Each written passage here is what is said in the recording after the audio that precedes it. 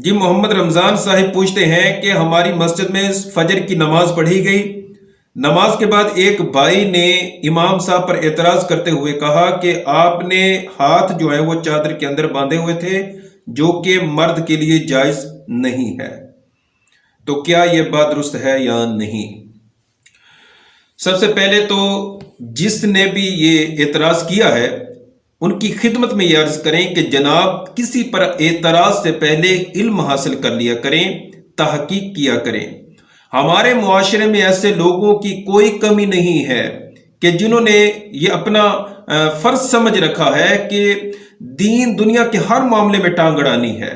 ये जाली दानश्वर जो है दीन के हर मामले में अपनी राय देते हैं। आई थिंक सो, मैं ये समझता हूं, ऐसा होना चाहिए या ऐसा होगा।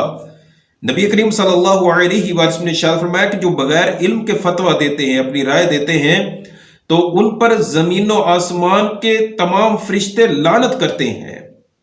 ये तो मुस्लिम शरीफ में हदीस मुबारक है। हजरत वाइल बिन हजर रजी अल्लाह अन्हु फरमाते हैं कि मैंने नबी अकरम सल्लल्लाहु अलैहि वसल्लम को नमाज पढ़ते हुए देखा है कि जब आपने नमाज शुरू फरमाई, तकबीर कह के हाथों को कानों के बराबर उठाया, फिर हाथ चादर में लपेट लिए।